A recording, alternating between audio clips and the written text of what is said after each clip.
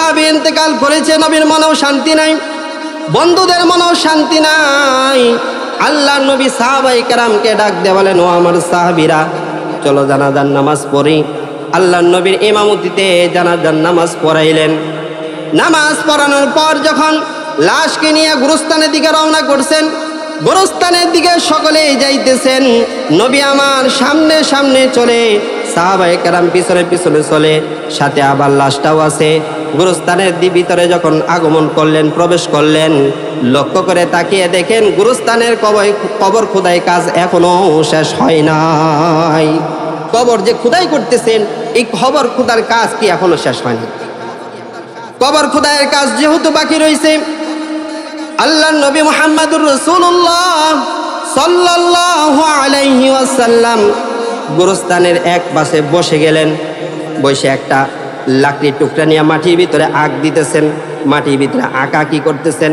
দেখবেন আমাদের সমাজে আমরা দুইজন কথা বলতেছি, একটা লাঠি পেয়েছি ছোট, এটাতে মাটির ভিতরে কি করতেছি, খুঁড়তেছি, আগ দিতেছি। ঠিক সেম এরকম নবী আলাইহিস সালাম যখন মাটির ভিতরে খুঁড়তেছেন, আর সাহাবায়ে কেরাম লক্ষ্য করে দেখেন আপনার আমার পয়গম্বর মাটি খুঁড়তেছেন, খুব চিন্তিত অবস্থায় মাটি খুঁড়তেছেন। সাহাবায়ে কেরাম এই দৃশ্য দেখে সাহাবায়ে কেরাম ও নবীজির চতুর্পাশে সকলেই বসে পড়লেন। ও আমার বন্ধু, খুব লক্ষ্য করে শুনবেন, সাহাবায়ে কেরাম কেমন ভাবে বসছেন? মনে হয় এমন ভাবে বসছেন তাদের মাথার ভিতরে একটা পাখি বসে আছে, এত শান্ত শিষ্ট হয়ে বসে আছেন। নবীজি কিছুক্ষণ পর মাথাটা উঠাইলেন, মাথা উঠাইয়া সাহাবায়ে কেরামকে ডাক দিয়ে বলে, রে আমার সাহাবীর দল, তোমরা একটা কাজ করো, তোমরা এখানে যারা আছো সকলে আল্লাহ রাব্বুল আলামিনের কাছে, আল্লাহ রাব্বুল আলামিনের কাছে কবরের আযাব থেকে ফারাজা যাব। টাকাটা পকেটে নিই, নেওয়ার পরে একটা উঠি বা একটা বাসে উঠে কি করি, বাজারে যাই। কথাগুলা বুঝবেন বাবাজি, খুব মনোযোগ দিয়ে শুনবেন। এই যে একটা প্রস্তুতি, বাজারে যাব, কাপড় কিনতে হবে, জুতা পা দিতে হবে, টাকা নিতে হবে, বাজারে যা সদাই করব, টাকা দিতে হবে, গাড়ি ভাড়া দিতে হবে। ঠিক একই সিস্টেমে আপনার আমি যখন আল্লাহর রাস্তায় রওনা করব, মৌতের রাস্তায় রওনা করব, মৌতের গাড়িতে যখন উঠে যাব, বাহনে যখন উঠে যাব, তখন আপনার আমার প্রস্তুতির দরকার আছে না নাই? দরকার আছে না? মৌত হলো এই দুনিয়া এবং পরকাল, এই দুনিয়া থেকে পরকালে যাওয়ার জন্য একটা বাহন, একটা গাড়ি, একটা গাড়ি। এই দুনিয়া থেকে যে আপনি পরকালে রওনা করবেন, এই একটা গাড়ির মাধ্যমে কি করতে হবে, আপনার পরকালে রওনা করতে হবে। পরকালে যেহেতু রওনা করব, তাহলে পরকালে যে সামগ্রী দরকার, কাপড় দরকার, জুতা দরকার, টাকা দরকার, বাহনে উঠে যেহেতু আমি এভাবে রওনা করব, ঠিক মৌতের জন্য যে আমরা মৌত হবে, আমরা যে পরকালে যাব, এর জন্য আপনার আমার নেক আমল দরকার। কথা ঠিক না? ও আমার বাবাজি, খুব লক্ষ্য করে শুনবেন, মনোযোগ দিয়ে শুনবেন। আপনার আমার যেহেতু পরকালের দিকে রওনা করতে হবে, আমরা সকলেই যেহেতু পরকালের যাত্রী, একদিন না একদিন বাসে উঠতেই হবে। মালাকুল মাউত আপনার আমার সামনে হাজির হবে। ও বাবাজি, হাদিস শরীফে এসেছে, মালাকুল মাউত যখন আপনার আমার সামনে আগমন করবে, সকলের মৃত্যুর সময় আজরাইল আলাইহিস সালাতু ওয়াস সালাম একরকম সূরত ধরে আসবেন না। যে মুমিন, যে ঈমানদার, যে আল্লাহর গোলাম, যে আল্লাহ তাআলার প্যারা বান্দা, তার জন্য আজরাইল আলাইহিস সালাতু ওয়াস সালাম এক প্রস্তুতি নিয়ে আসবেন। আর যে নাফরমান, যে বেঈমান, আল্লাহ রাব্বুল আলামিন তার হুকুমকে অমান্য করেছে। আল্লাহ তাআলা বলেছেন, নামাজের দিকে আসো, নামাজের দিকে আসো, সৎ পথে চলো, সত্যের উপরে থাকো। কিন্তু আমি আল্লাহ তাআলার কথা মানি নাই, আল্লাহর কোনো হুকুম মানি নাই। ও বাবাজি, আজরাইল আলাইহিস সালাতু ওয়াস সালাম যখন আগমন করবেন, এই নাফরমানের জন্য একরকম সূরত ধরে আসবেন না, একরকম সূরত ধরে আসবেন না। যে ইমানদার তার জন্য একটা সূরত ধরবে, আর যে বেঈমান তার জন্য আরেকটা সূরত ধরবে। ও আমার বাবাজি, খুব লক্ষ্য করে শুনবেন। হযরত ইব্রাহিম আলাইহিস সালাতু ওয়াস সালাম আল্লাহ পাক রব্বুল আলামিনের একজন নবী। হযরত ইব্রাহিম আলাইহিস সালাতু ওয়াস সালামের সঙ্গে মালাকুল মাউত হযরত আজরাইল আলাইহিস সালাতু ওয়াস সালামের সাক্ষাৎ হয়ে গেল, মোলাকাত হয়েছে, দেখা হয়েছে। হযরত ইব্রাহিম আলাইহিস সালাতু ওয়াস সালাম তার মনের ভিতরে অনেক দিন ধরে একটা আকাঙ্ক্ষা ছিল, আমি যদি কোনোদিন আজরাইলকে পাই একটা প্রশ্ন করব, একটা আবদার করব। হযরতে ইব্রাহিম আলাইহিস সালাতু ওয়াস সালামের সঙ্গে যখন মালাকুল মউতের সাক্ষাৎ হয়ে যায়, হযরতে ইব্রাহিম আলাইহিস সালাতু ওয়াস সালাম আজরাইলকে বলতেছে, ও আজরাইল ভাই, আপনার সঙ্গে সাক্ষাৎ হয়েছে, আমার একটা আবদার আছে। দেখা হয়ে গেছে আজরাইলের সাথে, বলতেছে আপনার সাথে দেখা হওয়ার আমার একটা আকাঙ্ক্ষা ছিল, আশা ছিল, আজকে যেহেতু সাক্ষাৎ হয়ে গেছে আপনার কাছে একটা আবদার আছে। আল্লাহ পাক রব্বুল আলামিনের পয়গম্বর আজরাইলকে জিজ্ঞাসা করলো, আজরাইল ভাই, আমি আপনার কাছে একটা আবদার রাখতে চাই। আজরাইল আলাইহিস সালাতু ওয়াস সালাম বলে, ও আল্লাহর খলিল, কি আবদার করতে চান বলেন। হযরতে ইব্রাহিম আলাইহিস সালাতু ওয়াস সালাম বলেন, ও মালাকুল মাউত, আমি আপনার কাছে এমন একটা আবদার রাখতে চাই, যখন কোনো নাফরমান, কোনো বেঈমানের লাশ, যখন আপনি বেঈমানকে যখন জান কবজ করেন, কোন সূরত ধরে আপনি জান কবজ করেন তা আমি একটু দেখতে চাই। বললেন, বেঈমান যে নাফরমান, তাকে যে রূপ ধরে, যে আকৃতি ধরে আপনি তার জান কবজ করেন, সেই রূপটা আমি একটু দেখতে চাই। মালাকুল মাউত হযরত আজরাইল আলাইহিস সালাতু ওয়াস সালাম বলেন, ওগো আল্লাহর পয়গম্বর ইব্রাহিম, আমার ওই রূপ যদি আপনি দেখেন গো আল্লাহর পয়গম্বর, আপনি কিন্তু নিজেকে কন্ট্রোল করতে পারবেন না। আমার ওই রূপ যদি আপনি দেখেন, নিজের দেহটাকে কন্ট্রোল করতে পারবেন না। আপনি আমার কাছে এই ধরনের রিকোয়েস্ট করতে পারেন, যেহেতু আপনি আল্লাহর পয়গম্বর, একজন নবী, আমি দেখাবো, ঠিক আছে, কিন্তু আল্লাহর পয়গম্বর, আমার চেহারা যদি দেখেন, আল্লাহর কসম করে বলি, নিজেকে নিজে কন্ট্রোল করতে পারবেন না, কন্ট্রোল করতে পারবেন না। আল্লাহর পয়গম্বর হযরত ইব্রাহিম আলাইহিস সালাতু ওয়াস সালাম মালাকুল মাউতকে বললেন, ওগো মালাকুল মাউত, নিজেকে নিজে কন্ট্রোল করতে পারবো, আপনি দেখান। রিকোয়েস্ট করার পর, যেহেতু আল্লাহর একজন পয়গম্বর, তার আবদার তো রাখতেই হবে। মালাকুল মাউত ডাক দিয়ে বলে, আল্লাহর খলিল, আপনি একটু চেহারাটাকে অন্যদিকে ঘুরান, আমি যখন আপনাকে বলবো আমার দিকে তাকান, তখন তাকাবেন, আপনি চেহারাটাকে একটু ঘুরান। মালাকুল মাউতের কথা মতো, হযরতে আজরাইল আলাইহিস সালাতু ওয়াস সালামের কথা মতো, হযরতে ইব্রাহিম আলাইহিস সালাতু ওয়াস সালাম অন্যদিকে ফিরে গেলেন, অন্যদিকে ফিরে গেছে। মালাকুল মাউত ডাক দিয়ে বলে, আল্লাহর খলিল, ঠিক আছে, আপনি এখন আমার দিকে চেহারা ফিরান। চেহারা ফিরানোর পর আল্লাহর পয়গম্বর হযরত ইব্রাহিম আলাইহিস সালাতু ওয়াস সালাম তাকায় দেখেন, দানব আকৃতির একজন লোক, যার পাটা জমিনে, মাথাটা আকাশের উপরে। এই যে বডিটা দেখতেছেন, এই বডির এক সাইড হলো দুনিয়ার এক প্রান্তে, আরেকটা সাইড হলো দুনিয়ার আরেক প্রান্তে। চোখগুলা দিয়া আগুনের ফুলকি বের হইতেছে, মুখ দিয়া নিঃশ্বাসের সঙ্গে ফুলকি বের হইতেছে। এই ভয়ানক দৃশ্য, এই ভয়ানক আকৃতি আল্লাহর পয়গম্বর খলিল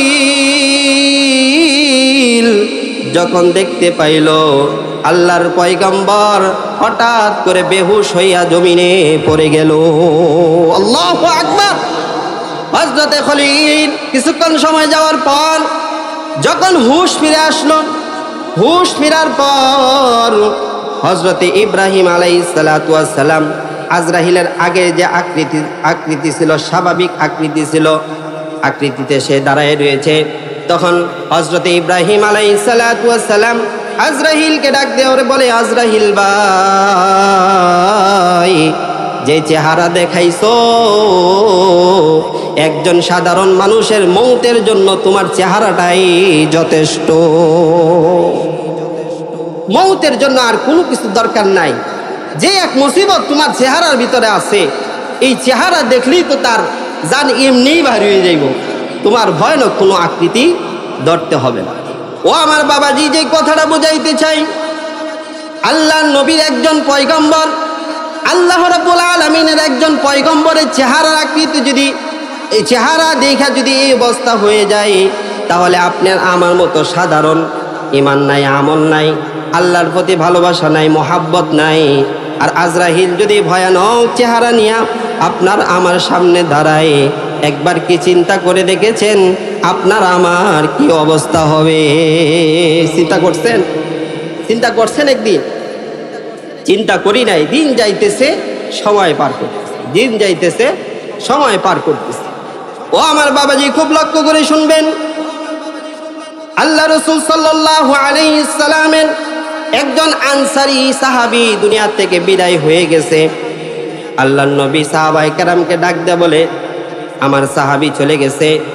সাহাবী চলে যাওয়ার জন্য নবীর মনেও শান্তি নাই, অশান্তির ঝড়। যারা বন্ধু আছে তাদের মনে অশান্তির ঝড়। কারণ আপনি যার সঙ্গে চলাফেরা করেন, মিল মোহাব্বত করেন, ঘোরাফেরা করেন, এই ব্যক্তিটা যদি হঠাৎ করে দুনিয়ার থেকে চলে যায়, বন্ধুর স্মৃতিগুলা বারবার মনের ভিতরে নাড়া দিবে, ঠিক কিনা?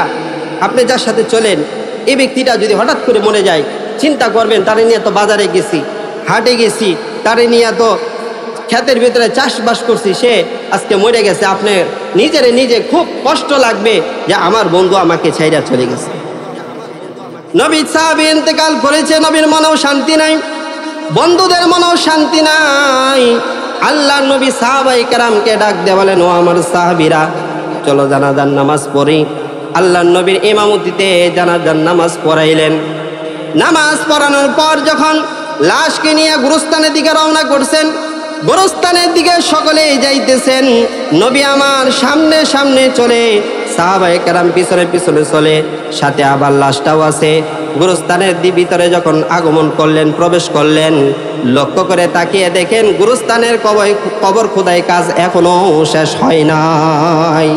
কবর যে খোদাই করতেছেন, এই কবর খোদার কাজ কি এখনো শেষ হয়নি? কবর খোদাইয়ের কাজ যেহেতু বাকি রয়েছে, আল্লাহর নবী মুহাম্মদুর রাসূলুল্লাহ সাল্লাল্লাহু আলাইহি ওয়াসাল্লাম গুরুস্থানের এক পাশে বসে গেলেন। বসে একটা লাকড়ির টুকরা নিয়ে মাটির ভিতরে আগ দিতেছেন, মাটির ভিতরে আঁকা কি করতেছেন। দেখবেন আমাদের সমাজে আমরা দুইজন কথা বলতেছি, একটা লাঠি পেয়েছি ছোট, এটাতে মাটির ভিতরে কি করতেছি, খুঁড়তেছি, আগ দিতেছি, ঠিক সেম এরকম নবী আলাইহিস সালাম যখন মাটির ভিতরে খুঁড়তেছেন, আর সাহাবায়ে কেরাম লক্ষ্য করে দেখেন আপনার আমার পয়গম্বর মাটি খুঁড়তেছেন, খুব চিন্তিত অবস্থায় মাটি খুঁড়তেছেন। সাহাবায়ে কেরাম এই দৃশ্য দেখে সাহাবায়ে কেরাম ও নবীজির চতুর্পাশে সকলেই বসে পড়লেন। ও আমার বন্ধু, খুব লক্ষ্য করে শুনবেন, সাহাবায়ে কেরাম কেমন ভাবে বসছেন? মনে হয় এমন ভাবে বসছেন তাদের মাথার ভিতরে একটা পাখি বসে আছে, এত শান্ত শিষ্ট হয়ে বসে আছেন। নবীজি কিছুক্ষণ পর মাথাটা উঠাইলেন, মাথা উঠাইয়া সাহাবায়ে কেরামকে ডাক দিয়ে বলে, রে আমার সাহাবীর দল, তোমরা একটা কাজ করো, তোমরা এখানে যারা আছো সকলে আল্লাহ রাব্বুল আলামিনের কাছে কবরের আযাব থেকে ফারা চাও। তোমরা এখানে যারা আছো, তোমরা কি করো? কবরের আযাব থেকে বাঁচার জন্য আল্লাহর কাছে প্রার্থনা করো। ও আমার বাবাজি, নবী যখন এই কথা বললেন, সাহাবায়ে কেরামকে এই কথাটা 1 থেকে 2 বার 3 বার বলছেন। কিছুক্ষণ পর আবার নবীজি মাথাটা উঠাইলেন, মাথাটা উঠাইয়া এখন নবী ঘটনা শুনাইতেছেন। ও আমার সাহাবীরা, খুব লক্ষ্য করে শুনো, যখন কোনো ইমানদার বান্দা, যখন কোনো মুমিন বান্দা দুনিয়া থেকে বিদায় হওয়ার সময় আল্লাহ রাব্বুল আলামিনের পক্ষ থেকে হযরতে আজরাইল আলাইহিস সালাতু ওয়াস সালাম এক কাফেলা নিয়ে, একটা দল নিয়ে ওই মুমূর্ষ ব্যক্তির কাছে আগমন করেন। মুমূর্ষ ব্যক্তির কাছে আগমন করেন। ও ও আমার বাবাজি, যখন আগমন করেন, যদি আল্লাহ তাআলার সে বান্দা ঈমানদার হয়, মুমিন হয়, সেই বান্দার কাছে যখন আগমন করে ফেরেশতারা তার সামনে তার চতুর্পাশে এসে বসে পড়ার পর তারা জান্নাতের কিছু রুমাল নিয়ে আসে। রুমাল, যে রুমালের ভিতরে মেশকে আম্বরে ঘ্রাণ থেকে সুগন্ধি একটা তলিয়া নিয়ে আসে। এই তলিয়া নিয়ে আসে সবাই বসে পড়ে। আর আজরাইল আলাইহিস সালাতু ওয়াস সালাম তার কাছে আগমন করে। যখন আগমন করে আয়েশা বলে, ইয়া আইয়াতুহান নাফসুল মুতমাইন্নাহ ইরজিই ইলা রাব্বিকি রাদিয়াতাম মারদিয়া ফাদখুলি ফি ইবাদি ওয়াদখুলি জান্নাতি। সুবহানাল্লাহ। ও আমার বাবাজি, আজরাইল আলাইহিস সালাতু ওয়াস সালাম আয়েশা বলে, ওগো প্রশান্ত হৃদয়, ও পবিত্র আত্মা, আল্লাহ পাক রব্বুল আলামিনের সন্তুষ্টির দিক থেকে তুমি বের হও। আর বের হয়ে তোমাকে সুস্বাগতম জানাই। তোমাকে যে প্রতিশ্রুতি দেওয়া হয়েছিল, যদি আল্লাহ তাআলার হুকুম মানো জান্নাতে যাইবা, যদি আল্লাহ তাআলার বিধান মানো জান্নাতে যাইবা, যদি নবীর চরিত্র ধারণ করো জান্নাতে যাইবা, যদি নবীর কথা শোনো জান্নাতে যাইবা। যে প্রতিশ্রুতি তোমাকে দেওয়া হয়েছিল, আজকে সেই প্রতিশ্রুতি পালন করার জন্য আল্লাহ রাব্বুল আলামিন জানিয়ে দিতেছেন, গোলাম তুমি আমার জান্নাতের ভিতরে প্রবেশ করো। সুবহানাল্লাহ। ও আমার বাবাজি, জানটাকে যখন কবজ করা হয়, কবজ করার পর জান্নাত থেকে যে একটা রুমাল নিয়ে আসছে, যে রুমালের ভিতরে সুগন্ধি আছে, এই রুমালের ভিতরে অন্য যে ফেরেশতারা আছে তারা তার রূহটাকে নেওয়ার জন্য কারাগারি করে, যা আমার কাছে দেন, খুব দামি একটা আর্থা। এভাবে তার রূহটাকে একটা তলিয়ার ভিতরে লাও হয়। যখন লাও হয়, এই রূহটাকে নিয়ে আকাশের দিকে রওনা করে। প্রথম আকাশের দিকে যখন যায়, করানারে আকাশের দরজার ভিতরে যখন করানারে করানার সঙ্গে সঙ্গে জান্নাতের ফেরেশতারা যখন করানার সঙ্গে সঙ্গে জিজ্ঞাসা করে, এটা কার রূহ, এত সুন্দর সুগন্ধি বের হইতেছে, এই পবিত্র আত্মাটা কার? তখন ফেরেশতারা বলতে থাকে, এটা অমুক সন্তান, অমুক বাবা তার সন্তান, একে আমরা নিয়ে যাইতেছি আল্লাহ রাব্বুল আলামিনের কাছে। এভাবে যেতে যেতে ষষ্ঠম আকাশে যখন যায়, আল্লাহ রাব্বুল আলামিন বলে, তার আমলনামা সিজ্জিনের ভিতরে লিপিবদ্ধ করে দাও এবং তাকে আবার মাটিতে ফিরিয়ে দাও। আমি আল্লাহ রাব্বুল আলামিন যে মাটির থেকে তাকে সৃষ্টি করেছি, সেই মাটির থেকে আবার তাকে জীবিত করব। সুবহানাল্লাহ। বলে, তাকে নিয়ে যাও, মাটিতে নিয়ে আবার রেখে দাও। যে মাটির থেকে তাকে আমি সৃষ্টি করছি, ওই মাটির থেকে আমি কি করব, তাকে আবার উঠাবো, তাকে আবার আমি জীবিত করব। ও মোহতারাম হাজিরিন, যে কথাটা বলতেছিলাম, ঠিক যেভাবে একজন নেককার ব্যক্তিকে জান কবজ করতে আসে, খুব ভালো একটা সুরত নিয়া, ভালো একটা চেহারা নিয়া, আর ওই ব্যক্তিটা যদি কোনো কাফের হয়, বেঈমান হয়, নাফরমান হয়, আল্লাহ রাব্বুল আলামিন বলে, ওই নাফরমানটা ধরে আমার কাছে নিয়ে আসার পর জান্নাতের দরজার গেটের ভিতরে যাবে। আসমানের গেটের ভিতরে যখন যাবে, তখন আসমানের ফেরেশতারা বলতে থাকে, এই কম্বত, এই বদমাশকে কুত্তে ধরে আনছো, এরা আমরা গেট খুলতাম না, নিয়ে যাও। আল্লাহ বলে, এরা নিয়াম মাটির ভিতরে কি কর, রাইখা দেওয়ার সঙ্গে সঙ্গে জাহান্নামের দরজা খুলে দেওয়া হয়। জাহান্নামের আগুন দাও করে জ্বলতে থাকে, আর এর কবরে আযাব হইতে থাকে। বাবাজি, এর জন্য আমরা মৃত্যুর প্রস্তুতি নেওয়ার জন্য তৈয়ার আছি তো? কে তৈয়ার আছে না? টিকটুক তুলে দেখান। আল্লাহ তাআলা আমাদের প্রত্যেকটা হাতকে কবুল করুক। আল্লাহ তাআলা আমাদেরকে ঈমানের সঙ্গে মওত দান করুক। আল্লাহ পাক রব্বুল আলামিন আমাদেরকে ঈমানদার হিসাবে কবুল করুক। সকলে বলেন আমিন।